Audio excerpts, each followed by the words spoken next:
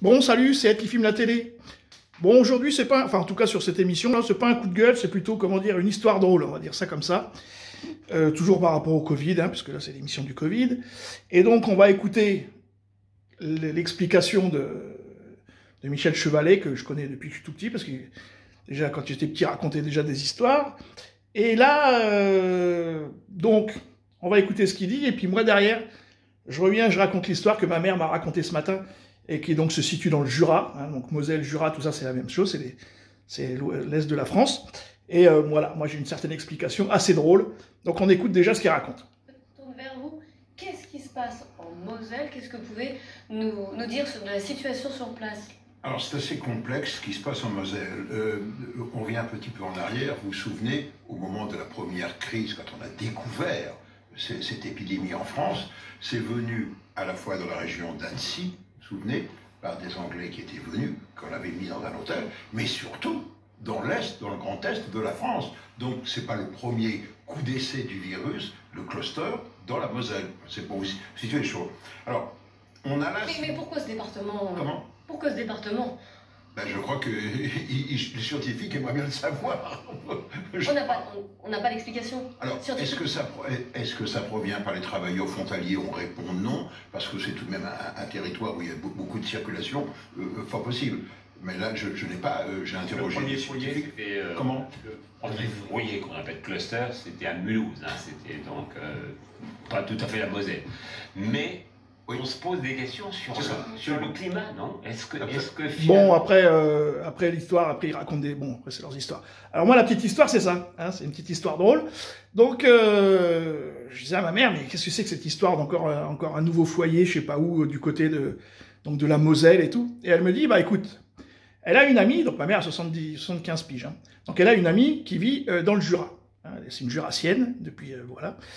Et donc toute sa famille est dans le Jura, son frère, ses sœurs, patati patata, sa mère, tout le monde est dans le Jura.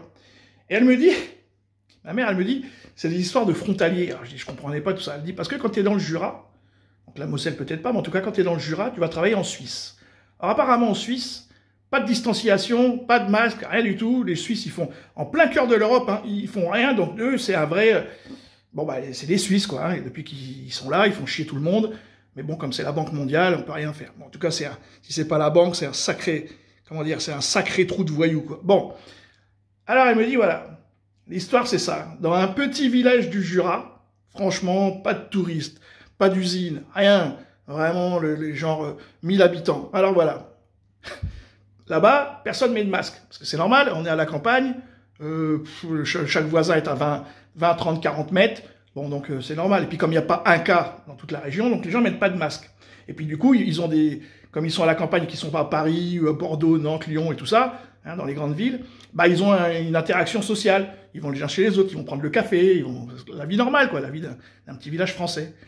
Et donc il y avait une femme qui travaillait en Suisse et qui vivait chez sa mère, donc une trentenaire.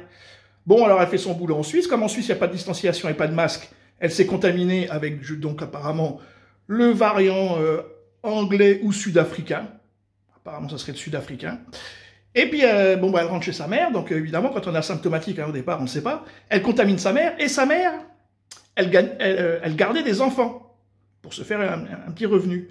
Du coup, quand elle a su que sa fille était séropositive, on commence à parler en drôle de termes. Quand sa fille était positive au Covid, la mère, elle n'a rien dit, asymptomatique. Et elle garde les enfants. Donc, du coup, elle a transmis le virus aux enfants. Mais comme personne ne sait rien, les enfants ont contaminé leurs parents. Et comme les parents, ils avaient des liens sociaux, parce que du coup, comme on est à la campagne et puis qu'il ne se passe pas grand-chose, ils ont contaminé. Résultat des courses, tout le village a été contaminé. Donc, l'histoire, elle est là. Donc, Michel Chevalet l'avait compris tout de suite. Bon, les scientifiques, apparemment, il va leur falloir encore 1000 ans. Mais c'est clair, c'est les travailleurs transfrontaliers, donc ils vont travailler en Suisse, en Italie, en Allemagne, ils reviennent, ils chopent la maladie, ils rentrent, ils transmettent la maladie, et comme les Allemands n'ont pas forcément fermé leurs aéroports par rapport à l'Afrique du Sud, par rapport au Brésil, par rapport à je sais pas quoi, et ben résultat des courses, les saloperies de virus, ils arrivent par les frontières terrestres. Voilà. Donc ça, je trouve ça le côté humoristique, c'est-à-dire qu'on n'est pas prêt d'avoir fini, parce que tant qu'on fermera pas les frontières terrestres, c'est-à-dire que plus personne ne va en Suisse, en Italie, en Espagne, rien, pendant des mois et des mois et des mois, pour arriver à juguler toutes ces merdes. Sinon, on va continuer comme ça. Ça sera un autre variant qui va arriver, je sais pas. Parce que là, les deux variants qui arrivent, le brésilien et le sud-africain, en Afrique du Sud, c'est l'été, et au Brésil, c'est l'été. Donc, il faut bien comprendre que c'est pas un virus qui va se développer l'hiver, parce que bah, c'est pas sa tasse de thé. Par contre, dès qu'il va commencer à faire beau, les beaux jours, la chaleur et tout, il va se développer, il va nous cartonner. Donc, ça veut dire qu'on en a jusqu'en septembre. En septembre, il y aura un nouveau virus, confinement, reconfinement, déconfinement, couvre-feu, découvre-feu, recouvre-feu, confinement. Là, on en a pour... c'est illimité. Hein. Voilà, c'était le petit pas le coup de gueule, le petit côté humoristique. Donc voilà, on ferme tous les aéroports, on ferme tout et tout, mais on laisse passer les gens par les frontières, les travailleurs transfrontaliers. Donc on n'est pas prêt de finir de cette saloperie de virus. Et ben voilà, écoutez, continuons. Vive les Suisses, vive la Suisse, vive la Switzerland. Shalom.